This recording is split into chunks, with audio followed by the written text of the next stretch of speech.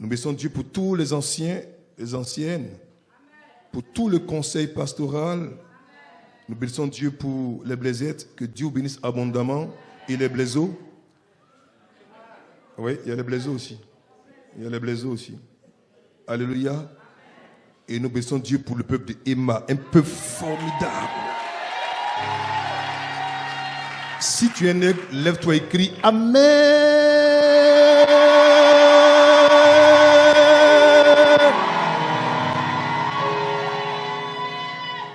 Ce matin, nous parlons du marathon de la résurrection.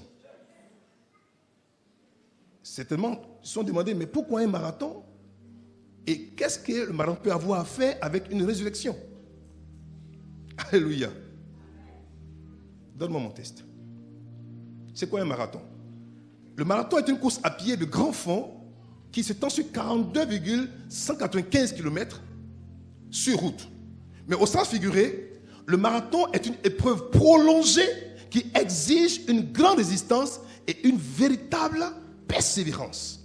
Vous voyez, je pose déjà, je peux dire mes prérequis, je fonde déjà les éléments qui vont conditionner le sens profond, la dimension du terme marathon liée à la dimension du mystère de la résurrection. Pour faire un marathon, c'est une longue distance qu'on va parcourir.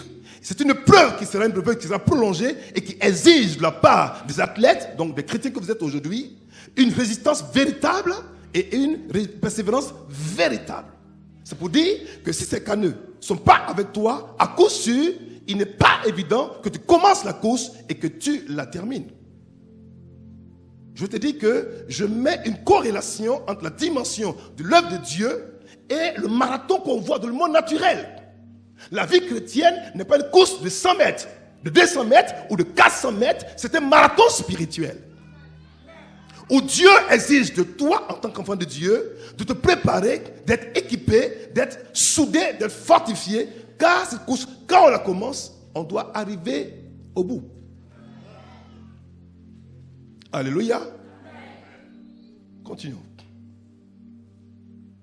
Alors, lorsqu'on va regarder le sens profond, le sens second, le sens, je peux dire deuxième de la notion de courir, vous allez voir que dans la notion de marathon, il y a le mot course qui revient.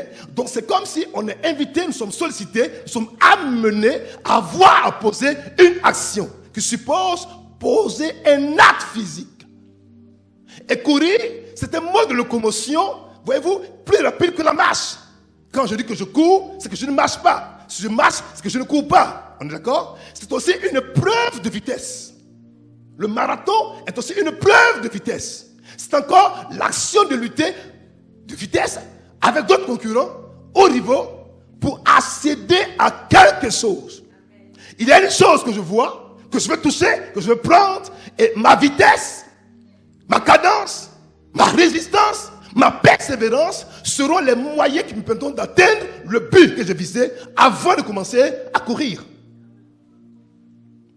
Alors, je posais ce test dans un contexte purement spirituel. Regardez. Jean 20, verset 1 au verset 18. On va lire. Asseyez-vous. Le premier jour de la semaine, Marie, dite de Magdala, se rendit au sépulcre dès le matin, comme il faisait encore obscur. Ah, mot brocata. Et elle vit que la pierre était ôtée du sépulcre. Je vous pose une question. Qu'est-ce qui a pu motiver une femme toute seule à aller dans un cimetière, lieu qui est un lieu que généralement on réprouve, on a du mal à fréquenter, de partir à ce lieu, mais de partir alors qu'il est encore noir? Pourquoi elle le fait? Quelle était l'intention de son amour ou du décès qui l'animait, qui l'a amené à partir dans un cimetière alors qu'il faisait encore sombre?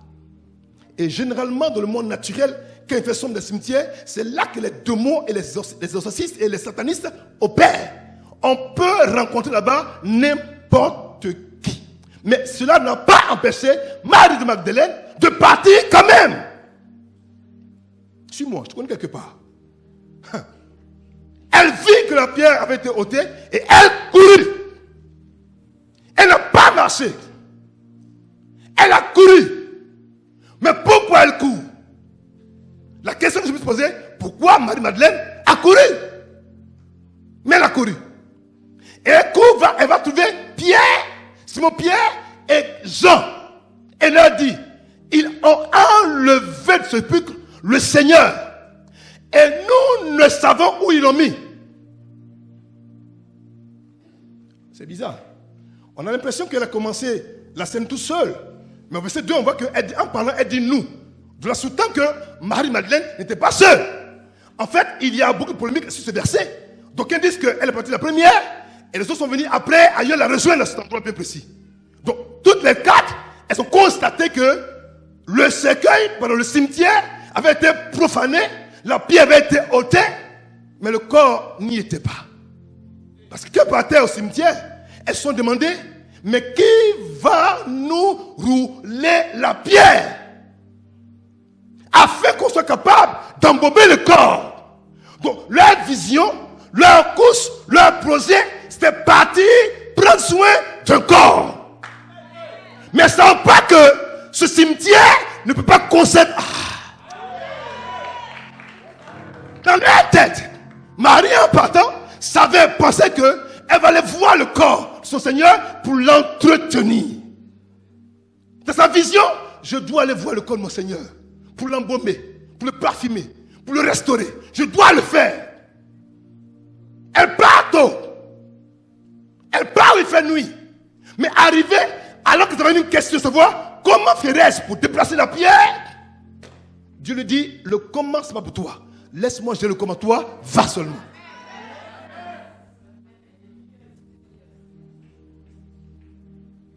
Verset 3. Je viens. Pierre et l'autre disciple sortirent. Elle vient en courant. Elle passe le relais. Vous savez, dans une course de 400 mètres, on passe un relais. Elle est venue en courant. Quand elle la voit, elle leur donne un message. Elle leur passe un relais. Il prend le relais, il commence à courir vers le tombeau. Il court vers le tombeau. Arrivé au tombeau, il va se passer un mystère. Regardez. Il va courir. Jean va courir plus vite.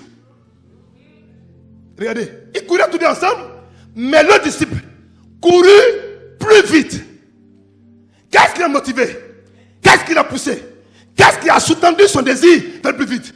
L'affection, le désir, l'amour qu'il avait pour son Dieu l'a motivé, l'a poussé à aller vers le tombeau. Mais regardez, alors que Christ l'aimait plus, il va courir plus vite. Verset 5. S'étant abaissé, il vit les bandes qui étaient à terre.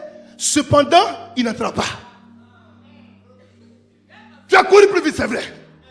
Tu m'as divorcé, c'est vrai. Tu es arrivé là, c'est vrai. Mais tu n'es pas entré. La course, c'est pas pour les plus rapides. C'est pas pour les plus rapides. C'est pas pour les plus rapides.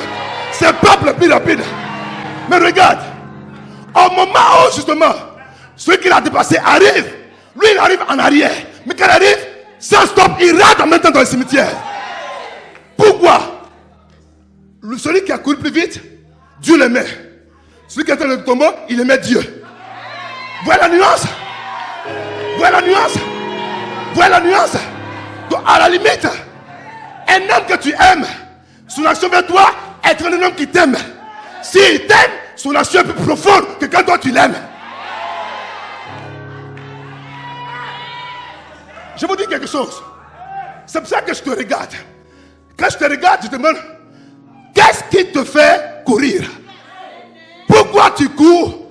Et comment tu cours? À la dimension de ce qui est à l'intérieur de toi, qui motive ta course, qui impulse ta course, qui conditionne ta course, dépendra ton arrivée, ton entrée et ta possession. Assois-toi une minute.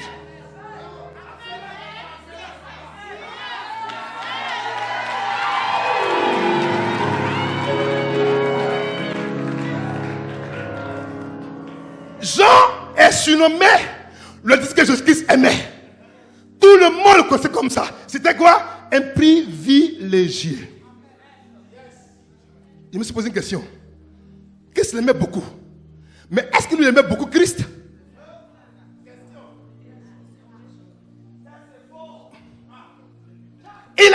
cimetière. Mais pour entrer dans le tombeau, il a eu peur. L'amour ne connaît pas la peur. L'amour s'en fout de la peur. L'amour se débarrasse de la peur. Là où il y a l'amour, il y a Dieu. Là où il y a Dieu, c'est qu'il y a eu l'amour. Il arrive, il est bloqué.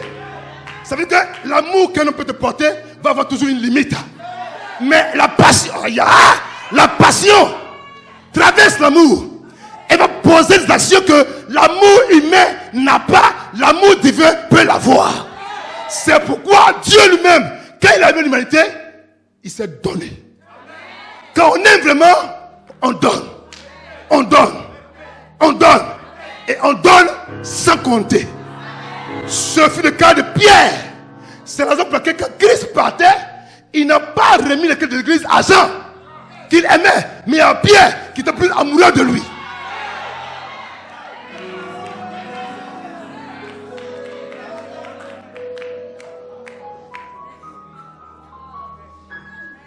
Quand Jean regarde, à partir de l'entrée du tombeau, il voit seulement les bandes qui sont en terre. Regarde, continue, verset 7.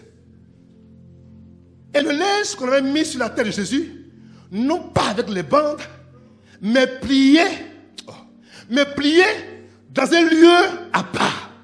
Question. Dans la pensée juive, quand un homme est mort, on envoie les embaumeurs qui ont un travail très méticuleux. Ça consiste justement à prendre des aromates, des parfums de grande valeur, et on l'attache et on le lie à des bandes, et tu es scotché. Tête, cou, bras, pieds et jambes. Tu es scotché et tu es embaumé pour que le corps vite se décompose. Je me pose une question. Si vraiment ça a été plié, on dit plié, mis à part.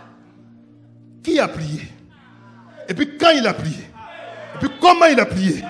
Et puis pourquoi il a plié? Le quand, je ne sais pas. Le pourquoi, je ne sais pas. Le comment, je te dis.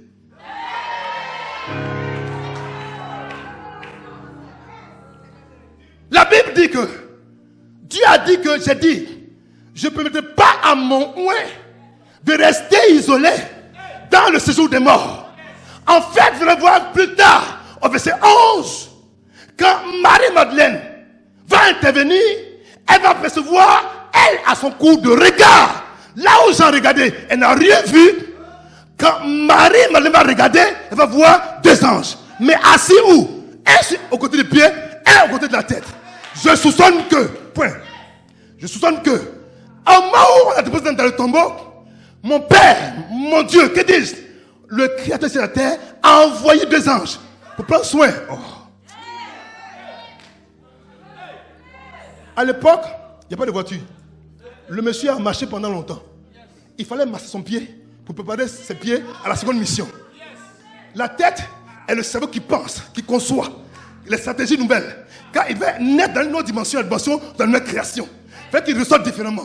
Et celui-là, je pense qu'il y avait un chirurgien pour transformer son visage, pour le préparer pour la seconde phase de sa mission. Et celui qui était au pied, son rôle c'est de fortifier ses jambes, car quand il sortait, il a fait encore plus de 40 jours avant de monter. Donc, pour travailler le visage de quelqu'un, il faut enlever son visage. Il faut enlever le linge. Il a ôté.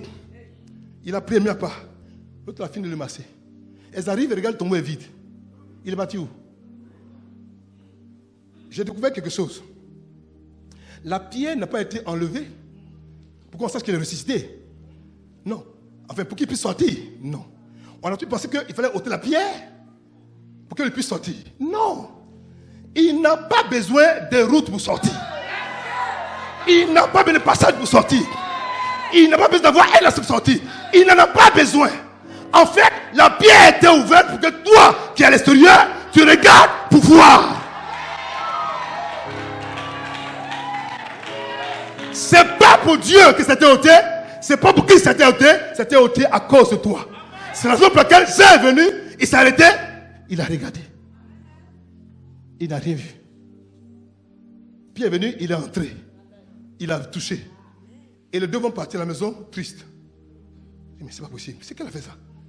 Parce qu'ils ne comprennent pas encore qu'il doit ressusciter des morts. Mais regardez, je te connais quelque part. Verset 9 et 10. Il dit, car il ne comprenait pas encore. Regarde, ça veut dire qu'avant ça, il n'avait rien compris. Que selon l'écriture, Jésus devait ressusciter des morts. Et les disciples s'en retournaient chez eux. Comme ça. Mais c'est pas possible. Mais qu'est-ce qui s'est passé? Il est parti où? Qu'est-ce qu'on lui a dit? Mais où? C'est pas possible. C'est quelqu'un qui a fait ça. Mais pourquoi il a pris son corps? C'est pas possible. Pendant que eux, le bien-aimé, Christ aimait, celui qui aimait Christ, quittait le tombeau, il y a une qui est restée. Et je me suis demandé pourquoi Marie Magdala n'est pas partie alors qu'il n'y avait rien dans le tombeau.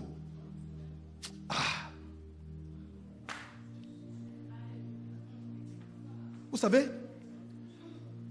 l'intensité de ta persévérance, la profondeur de ton amour, ton attachement à Dieu va marquer ta différence. Je reprends. L'intensité, la passion, la force de ton amour et ta persévérance va marquer ta différence. Là où les grands apôtres, les colonnes de la vérité, sont partis désabusés, étonnés, surpris, inquiétés, une femme qui était venue la première à demeurer et rester, elle s'attendait à autre chose. C'est à la dimension de ton attente que Dieu répondra à ta bénédiction. Au moment où elle reste, regardez, il dit cependant, donc ils sont partis, cependant, ça dit mais, à l'opposé, à contrario, Marie se tenait dehors, prête, s'occupe, elle pleurait. On dit, elle pleure, il faut pas être à la maison. Elle pleure toujours. Elle pleure, elle pleure, elle pleure. Et la Bible dit, comme elle pleurait, aïe, c'est un verbe qui parle d'une action. Comme elle pleurait, elle se baissa. Donc, Jean se baisse une première fois, il n'a rien vu. Marie se baisse une seconde fois, dans le même sepulcre encore, elle les voit. Je pose une question. Il y a baissé, et puis il y a baissé. Il y a regardé, et puis il y a regardé. Il y a voir, et puis il y a voir. Ça, c'est abaissé. Celui que Christ aimait comme tout. Il dormait sa poitrine, il était lié à lui. Il s'est abaissé, il n'a rien vu. Mais il y avait une dame qu'on dit avoir été une femme possédée, qu'on a délivrée, qu'on a calomniée, qu'on a abaissée. Alors que tout le monde est parti, les plus sont partis, elle est restée avec toi. Je te dis une chose. Souvenez-vous que c'était un endroit où on gardait les morts. Donc il y avait forcément une mauvaise odeur. Mais elle est quand même restée pour dire, je vais regarder encore. Je vais regarder encore. Je vais regarder encore. Je vais regarder encore. Je suis venu dire à quelqu'un ce matin, continue de croire encore. Insiste encore. Va un peu encore. Persévère encore.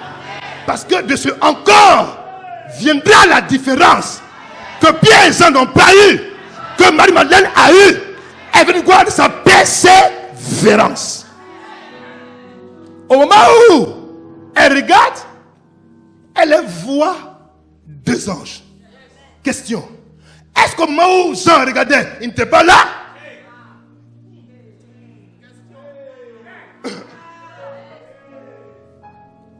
La clé pour ouvrir les portes anciennes, c'est l'amour.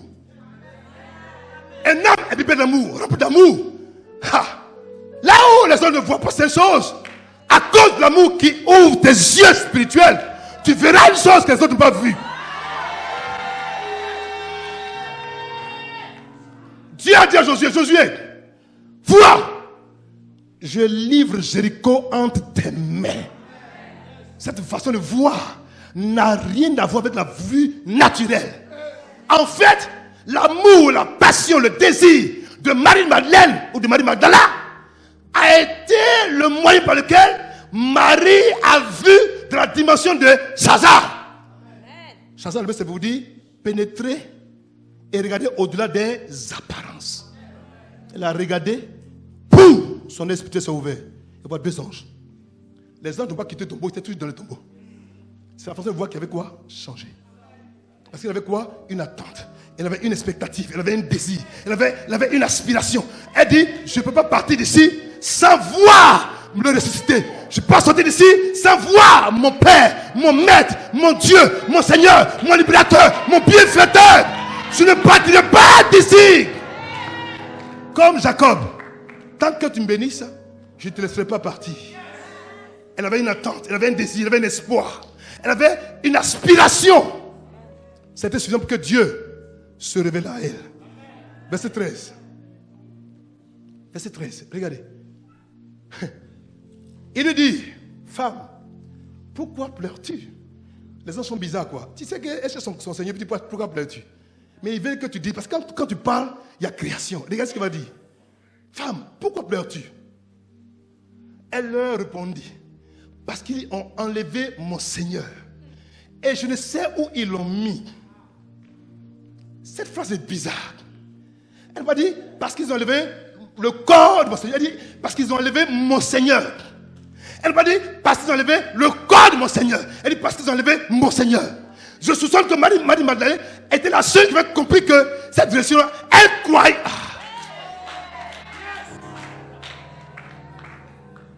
Et en disant cela, elle se retourna et elle vit Jésus debout. Mais elle ne savait pas que c'était Jésus. Question. Pourquoi est-ce qu'elle n'a pas reconnu?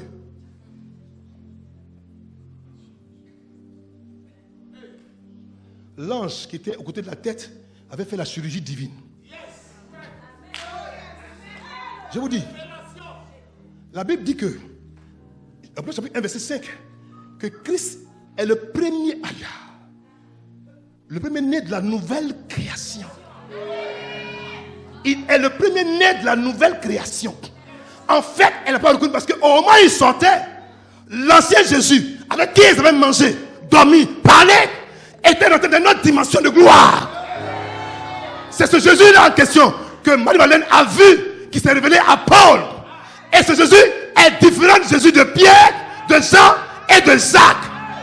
Son visage était quoi? Transfiguré. Pour preuve, quand ils l'ont vu sur la montagne de transfiguration, qu'est-ce qu'ils ont dit?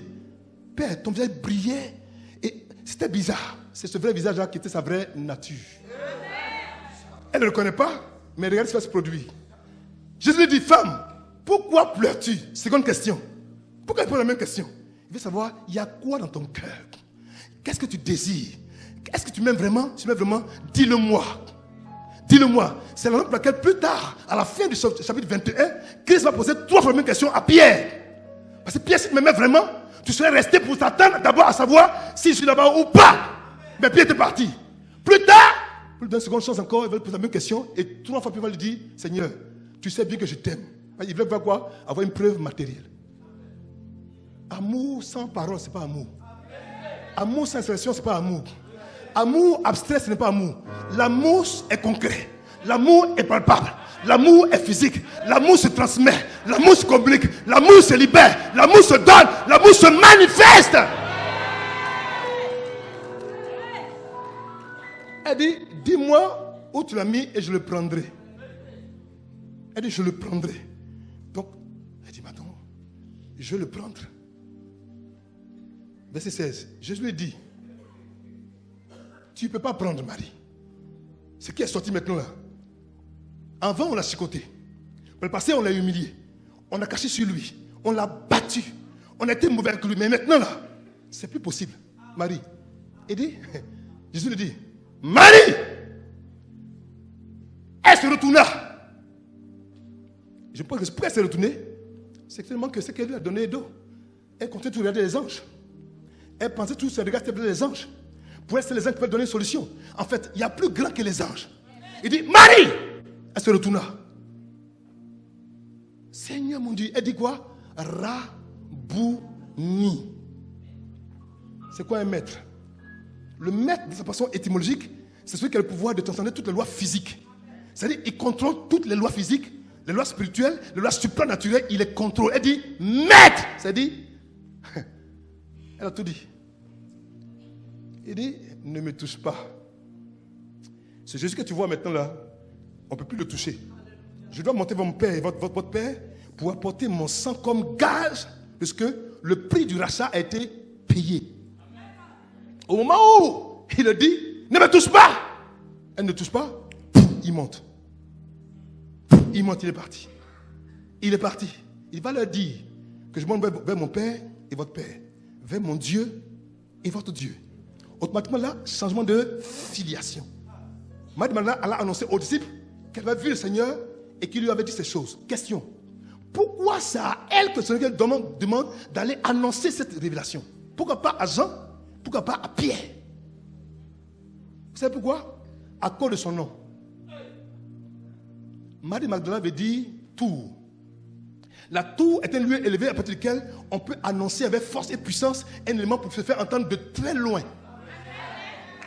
Il fallait une personne qui se trouvait vraiment en hauteur pour pouvoir annoncer les oracles de Dieu. Et elle représentait cette personne-là. Et Marie Magdala, son nom Magdala vient d'une ville qui s'appelait Magdala, en fait, qui est une ville côtière sur la rive occidentale, et dont le ruisseau ne se tarissait jamais. Deux choses. Dieu savait que, comme elle a aimé plus que les autres, comme elle a payé le prix plus que les autres, à coup sûr, son message dans sa bouche, son message dans sa vie, son message qu'on lui confiera, non seulement elle sera en haut pour l'annoncer avec force et puissance, mais en même temps, elle s'assurera que jamais ce message ne tarisse. C'est pourquoi j'ai dit parler à quelqu'un ce matin, je parle à une femme. Ne crois pas aux hommes qui disent que la femme n'a pas droit au message ou à la parole de Dieu. Ce sont des menteurs. Écoute-moi, Dieu a créé un homme, Adam. Dieu aurait pu créer une femme aussi appelée Ève. Il n'a pas agi ainsi. Pourquoi? Il savait que s'il le faisait, la personne créée après serait complètement différente de celle qui va être créée initialement. Alors, le fait que Dieu ait créé Ève de l'homme Adam, en fait, c'est pour simplement dire que Adam et Ève sont issus de la même souche. Alors, je pose une question. Est-ce qu'il y a un esprit garçon ou bien un esprit femme? Est-ce qu'il y a un esprit, est-ce que l'esprit des femmes, c'est l'esprit des femmes ou c'est l'esprit des garçons? Est-ce que l'esprit a un genre? Est-ce que l'esprit qui est dans la femme n'est pas le même esprit qui est dans l'homme? Avec quoi on fait le de Dieu? Le corps ou l'esprit? Donc ne méprise pas ta féminité. C'est un atout et moyen plus puissant pour révéler la gloire et la puissance de Dieu. Satan le sait. C'est la raison pour laquelle il a tout fait pour te camoufler, pour t'étouffer, pour te détruire. Il sait que lorsque tu te lèveras comme une tour, comme une citadelle, le monde sera dérangé. Dis, il est question de moi. Dis bien, il est question de moi. Dis bien, il est question de moi. Austin, verset 13, verset 25, regardez.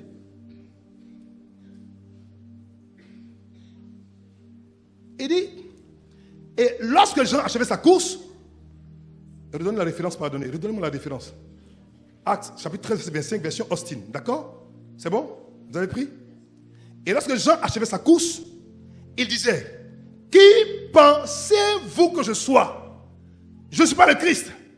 Mais après moi, vient celui des pieds duquel je ne suis pas digne de délier les souliers.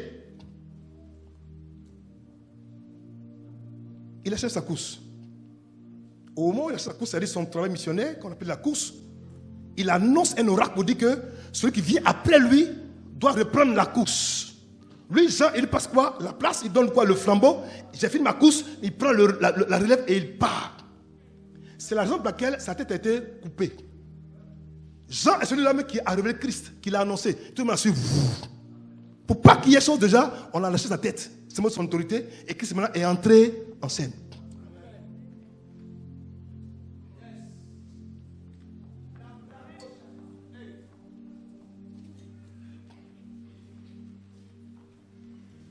Quelqu'un ici est fatigué par un démon de mort. Je viens de te dire que cette mort n'adviendra pas. Tu ne mourras pas.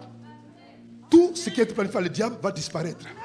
Je suis venu t'annoncer que cette mort ne sera pas possible. Je suis venu à cause de toi. À cause de toi, j'atteste que la mort ne sera pas ta part. Car Dieu épargne ta vie. Terminé. Satan était un menteur. Continuons. Regarde ce que dit Acte. Va me lancer. Acte 20, verset 24. Il dit, mais je ne fais pas pour moi-même aucun cas de ma vie, comme si elle m'était précieuse, pourvu que j'accomplisse ma course avec joie. Dans quel état d'esprit ta course est accomplie? Motivé par quelle espérance? Par quel désir? Par quel esprit? Pourquoi tu cours dans ce monde? Et qu'est-ce qui te fait courir? Comment cours-tu ton marathon céleste et divin? Comment le cours-tu? Avec négligence? Avec sérieux? Ou avec autre chose? Si c'est l'argent qui te fait courir, tu n'as rien compris. Si c'est l'argent qui te fait courir, tu n'as rien compris. Qu'est-ce qui te fait courir? Le mariage? Tu n'as rien compris. D'autres rentrent, d'autres veulent sortir. Le travail? Ça va passer. D'autres rentrent, d'autres veulent sortir. Qu'est-ce qui te fait courir aujourd'hui? Dis-moi. On court pour tout. On court pour l'or. On court pour l'argent. On court pour la gloire. On court pour l'honneur. On court pour tout. Mais on ne court pas la vraie course, le vrai marathon de Dieu. On ne court pas pour ça. Pierre et Jean ont couru. Et leur course a été déterminante dans le devin de leur vie. Mais une autre femme a couru, mais mieux, elle a demeuré là où on ne doit pas demeurer. Et elle a eu la visitation de Dieu Tout-Puissant. Qu'est-ce qui te fait courir? Qu'est-ce qui te pousse à courir? Qu'est-ce qui t'anime quand tu cours? Et tu cours pour quel but? Il y a quoi devant? Est-ce que tu as en tête, dans ton esprit, une vision nette et claire de ce que tu vas atteindre comme objectif? Ton but c'est quoi? Se marier? Travailler? Prospérer? C'est bon. Mais ce n'est pas l'essentiel. Ce n'est pas l'essentiel. Pourquoi tu cours? Marie a couru pour la bonne part. Je disais à quelqu'un un jour, quelle est la zone de ta vie? Tu fais quoi sur la terre? Non, mon père m'a mis au monde. J'ai travaillé. Papa, ce n'est pas normal que je ne peux pas avoir mon âge, pas de travail. Je ne suis pas marié. C'est comme si ma vie a échoué. Il dit, ah bon? Et tu penses que ta vie, que Dieu t'a donné, c'est juste pour travailler, pour faire des enfants, c'est ça ta vie? Il dit, oui, mais sinon, il y a quoi d'autre? Il le pensait parce qu'il était convaincu. Et un esprit qui est non régénéré ne peut pas comprendre les choses de Dieu. Je lui ai dit, la vie d'un homme ne se résume pas au manger, au boire et à faire des enfants ou à prospérer. Il y a mieux que cela. Je vous en prie, il y a mieux que cela. Je dis, moi je cours pour un bien qu'on ne peut pas me voler, pour une grâce qu'on ne peut pas m'ôter. Je cours pour une chose que le monde ne peut pas comprendre. Et quand on me regarde, on pense que je suis un fou. Non! Ma course est motivée par un amour, une passion, un désir. Même quand tu es épuisé, fatigué, tu es exténué, tu as envie de courir quand même.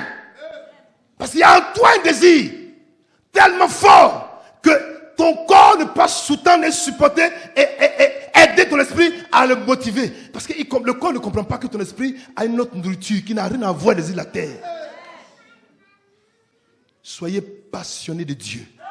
Soyez amoureux de Dieu. Soyez fous et folles amoureux de Dieu. C'est le prix de la révélation Shazar. Un passionné voit. Un passionné voit. Mais il voit là où les autres hommes naturels ne voient pas. Ce fut le cas de Marie de Magdala. Elle est exceptionnelle. Mon Jésus, tu es vivant.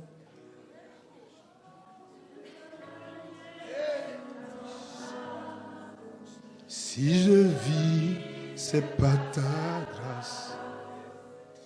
C'est la gloire que tu reviens. Mon Jésus est vivant. Il est vivant. Il a renouvelé tout en moi. Tout en moi.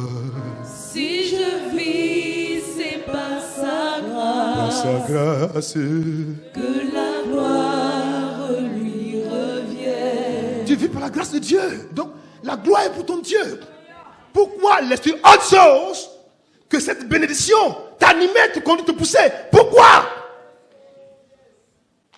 Pierre a couru, Jean a couru, Paul a couru, Luc a couru. Mais toi, pourquoi tu cours? Et qu'est-ce qui te fait courir? Et comment tu cours? Quel est le but pour lequel tu cours? Quel est ton objectif en courant? Que veux-tu avoir? Que sait-il un homme de gagner le monde s'il perd à la fin son âme? Tu as couru jusqu'à... Tu n'as rien eu. Arrête-toi un peu et revois le mobile, le pouvoir, la raison de ta course. Revois cela. Si tu changes ta façon d'être, il va changer ta façon de devenir. Merci. Philippiens, demande Philippiens. Philippiens chapitre 2. Regardez. Faites toutes choses sans murmure ni hésitation. Faites toutes choses sans murmure ni hésitation. Afin que vous soyez irréprochables et purs. Des enfants de Dieu irrépréhensibles au milieu d'une génération perverse et corrompue. Ça veut dire quoi? Démarquez-vous. Détachez-vous. Montrez au monde que vous êtes différents d'eux. Pourquoi quand tu sors d'ici, vous êtes pareil? Pourquoi vous êtes pareil? Qu'est-ce qui ne va pas? Qu'est-ce qui te fatigue? Pourquoi vous êtes semblables? Il dit, reviens mon fils, il dit, des enfants de Dieu quoi? Irrépréhensibles au milieu. Tu seras parmi eux, mais différents d'eux. Une génération perverse et corrompue, parmi laquelle vous brillez comme des flambeaux dans le monde. Question, quelle est la nature de ton éclat? Quelle est l'intensité de ta lumière? Quelle est l'intensité de ta lumière aujourd'hui? Tu brilles ou tu brilles pas? Chrétien, redescendons sur terre. Jésus ne revient pas bientôt. Jésus est déjà là. Qu'est-ce qui te motive? Est-ce que ta lumière, ton chandelier est comme par le passé? Tout feu, tout flamme? Ou bien autre t'attire? Les églises évangéliques aujourd'hui sont devenues des églises où les chrétiens qui sont dans l'église, qui sont spirituels, sont plus attachés aux choses de la terre qu'aux choses du ciel. Pourtant, lui-même qui a donné ces choses, dit que votre trésor ne soit pas sur la terre, plutôt dans les cieux. Alors, il y a un problème. Il y a un problème. Tu vas voir les choses de la terre, mais n'y pose pas ton cœur. On est d'accord? Il dit, afin que vous soyez irréprochables et purs, les enfants de Dieu irrépréhensibles au milieu d'une génération perverse et corrompue, parmi laquelle vous brillez comme des flambeaux dans le monde. Dans le monde, tu dois quoi? Briller.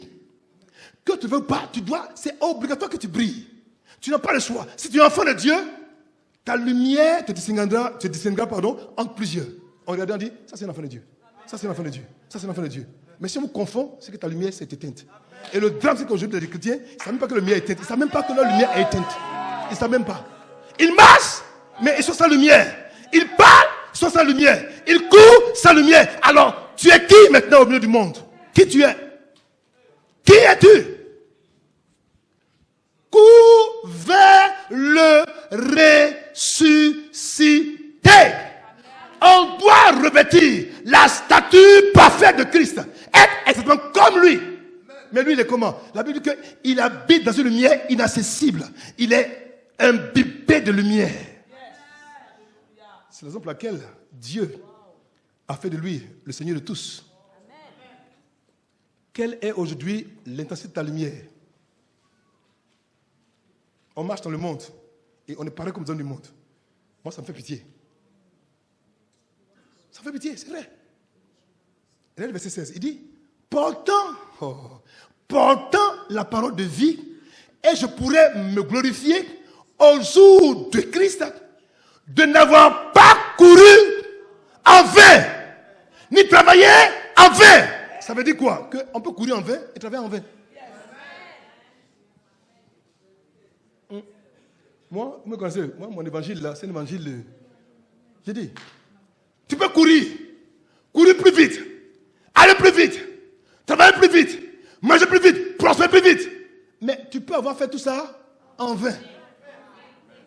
Aïe, ça veut dire à la fin, on ne te connaît plus. On te regarde, on dit non, On ne connaît plus. C'est qui? C'est moi, l'archevêque, le bishop. On dit, on ne te connaît pas.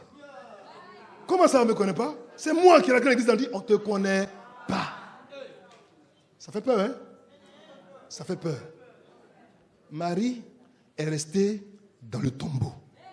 Elle dit, tant que je ne vois pas mon maître, je n'irai pas. J'ai couru parce que je veux voir quelque chose et j'ai vu.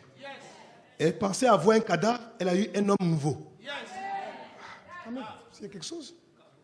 Elle est partie sur un cadavre, elle a vu un homme nouveau. Et on lui a donné un message nouveau. Avec une puissance nouvelle, avec une force nouvelle, avec une vision nouvelle, avec un impact nouveau. Et le monde en était quoi? Bouleversé. C'est à cause de Marie Magdalene que toi au moins le chrétien. Ah oui. Parce que c'est ce qu'elle a dit. Qu'ils sont les vérifiés. Qu'elle devait l'évangile, c'est-à-dire quoi? La bonne nouvelle, il est quoi? Ressuscité. C'est à cause de Marie. Elle a reçu finalement le message. Pierre est parti découragé en pleurant. Ça aussi. Elle a persévéré. Et le message de la vie lui a été communiqué. Quelle est la raison de ta foi? Pourquoi tu viens à l'église? Pourquoi tu cherches Dieu? Pourquoi? Pourquoi? Dieu connaît nos pensées et il les sonde. Il sait ce qu'il y a à l'intérieur. Quelle est la raison de ton salut, de ta quête, de ta recherche? Qu'est-ce que tu recherches? Dis à ton voisin, il ne faut pas courir en vain. Tape-le. Tape-le, il ne faut pas courir en vain. Dis-lui, revois tes priorités. Maréchal, tu demandes à ton enfant, tu dis, mais pourquoi ne pas venir à l'église?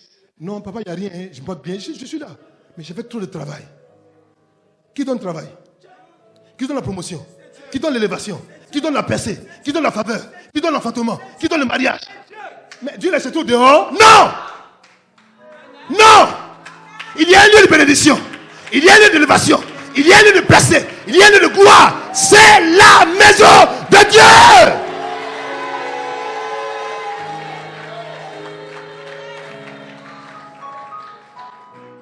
C'est dans un jardin que la première femme a péché. C'est dans notre jardin mystérieux qu'une femme a restauré une autre femme qui avait péché. Tu m'as compris?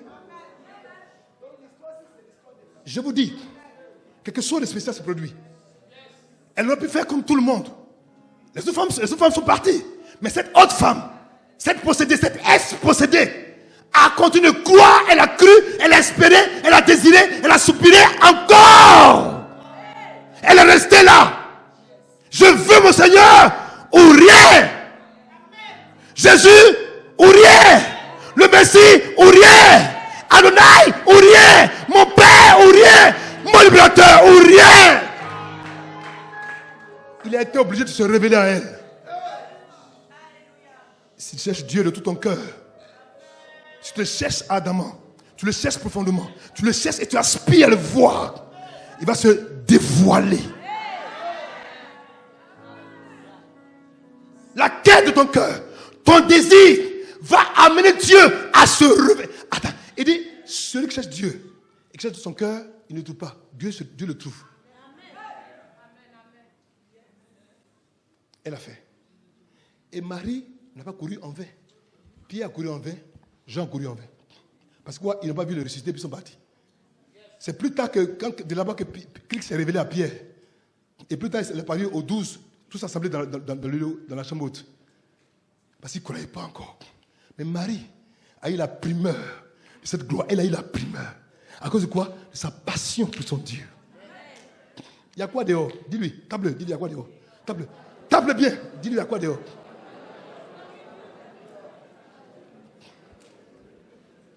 Il n'y a rien dehors, il n'y a rien. Donne-moi Actes chapitre 5, je vais terminer là. Galates chapitre 5, pardon. Galates chapitre 5, non, laisse ça. Je ne sais pas, j'espère que je vous dis, je suis... je ne sais pas. Il n'y a rien. Papa, tu sais, vraiment, ce n'est pas ma faute, hein. Sinon, j'aime Dieu. J'aime Dieu. Mais vraiment, papa, cette semaine-là, je t'ai bousculé au travail. Que Dieu punisse le diable et sa quatrième femme. Non, et sa quatrième femme. C'est la vérité. Qu'il le punisse. Parce qu'il va te tromper, il va t'induire en erreur. Il sait que la maison de Dieu, c'est le sanctuaire dans lequel tout devient possible. La parole de vie, la parole de lumière, la parole de transformation se trouve à l'église. Il va t'empêcher de venir ici parce qu'il sait que si tu viens ici, tu es foutu. Dans le bon sens, bien sûr. Il va te dire quoi? Reste dehors. Attendez, cherche l'argent, tu es dans l'église. Un dimanche jusqu'à 15h. Mais tu n'es pas normal. Il y a quelqu'un qui m'a dit que dimanche n'est pas l'heure de Dieu, c'est le jour de Dieu. J'aime cette parole. Dimanche n'est pas l'heure de Dieu, dimanche c'est le jour de Dieu. Et un jour fait 24 heures. Mais pourquoi pour toi c'est l'heure de Dieu?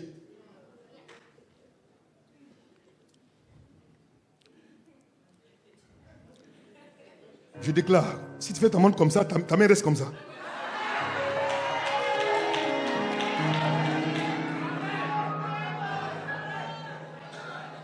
Il t'a donné un bras pour prier ta montre. C'est pour prier pour les gens. Alléluia. Je termine ici. Regardez. Regardez ici. Votre vie de foi avait pris un bon départ. Vous courriez si bien. Vous courriez si bien. Zélé, informé, chaud, bien, consacré, zélé. C'est une personne qui aime Dieu, passionnée de Dieu. Vous courriez si bien. Il dit, qui a brisé votre élan? Qui l'a brisé? Le manque, l'iniquité, le péché, la mort, la souffrance, la misère. Dimanche passé, on a un témoignage bouleversant ici. La maman, on dit qu'elle est décédée. Un bon d'Africain était en train de faire un deuil grave. Elle allait louer son Dieu. C'est-à-dire que son élan n'a pas été brisé. Sa course n'a pas été arrêtée. Parce que le marathon, ce sont les personnes endurants qui arrivent à la fin. Elle a insisté. Elle a persévéré. Dieu a vu son amour. Il dit non, je dois l'encourager. Je dois la motiver. Elle doit réaliser que je suis Dieu. Et qu'on m'appelle le prince de la vie. Je suis la résurrection et la vie. Et alors qu'elle sentait son Dieu, qu'elle le louait, qu'elle faisait les offrandes, je l'ai vu, elle travaillait. Dieu va envoyer un ange pour dire, va me réveiller cette femme dardard. Ma fille doit maintenir son zèle et son élément. Elle doit continuer de courir. Il faut qu'elle court, qu'elle court, qu'elle court. Qui a freiné ton élan? Pourquoi tu t'arrêtes en chemin? Un marathon est long, c'est épuisant, mais tu dois arriver à la fin. Il faut que tu arrives. Si tu n'arrives pas, tu n'iras pas. Chrétien, qu'est-ce qui te fait courir? Comment tu cours? Pourquoi tu cours et avec qui tu cours? Moi, je cours avec Jésus. Et toi? Moi, je cours avec Jésus. Et toi? Et toi? Et toi? Et toi? Pas bien. Et toi? Et toi? Maman, et toi? Et toi, le marié? Le marié? Et toi, tu cours avec qui? Tu cours avec qui? Papa, et toi? Et toi avec qui? Et toi avec qui? Cours avec lui. La force de Dieu à tes côtés. Vas-y mon fils, continue. Vas-y mon fils. Oui, vas-y mon fils. Souvenez-vous de cette scène. Cet athlète qui est tombé. Son père est sorti de nulle part. Il est venu pour dire, mon fils, même si tu m'as dit que tu as perdu, moi ton père, je crois en toi. Je foi en toi. Je crois en toi. Je foi en toi. Mon fils, vas-y. Cours mon fils, vas-y. On va y arriver. Vas-y mon fils. C'est comme ça qu'il se fait avec toi. Il est toujours avec toi. Tu n'es jamais seul. Jamais seul. Jamais seul. Jamais seul. Jamais seul. Il est là. Et il te motive. Il t'encourage. Il dit, mon fils, persévère jusqu'à la fin. Qui a brisé votre élan? Qui vous a détourné de l'obéissance à la vérité? La vérité n'est pas un concept. Ce n'est pas un mot. C'est une personne. Un être vivant. Un être puissant. Que dis-je? Dieu.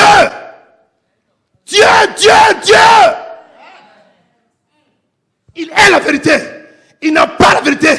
il est l'incarnation, la matérialisation tangible, palpable, concrète de Dieu, c'est Christ. Et c'est lui qui veut courir avec toi. Veux-tu? Veux-tu? Veux-tu? Veux-tu? Veux-tu?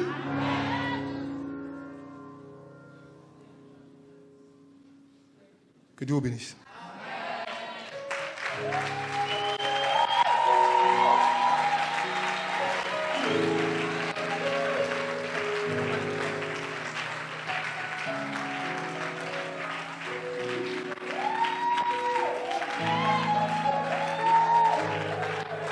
Mon Jésus est vivant. Il a dit que tu es tout en moi. On va se lever.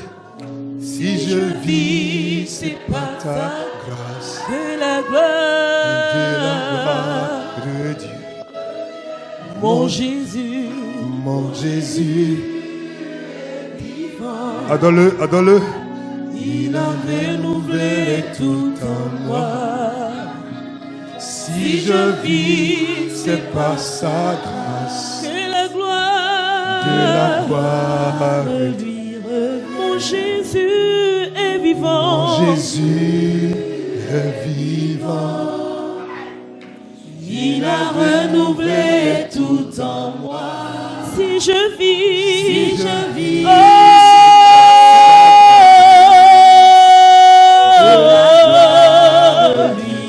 mon Jésus est vivant. Il a renouvelé tout en moi. Et si je vis, que la gloire, mon Jésus est vivant. Il a renouvelé tout en moi. Et si je vis, c'est par sa grâce. Rindelemo shakata baba baba.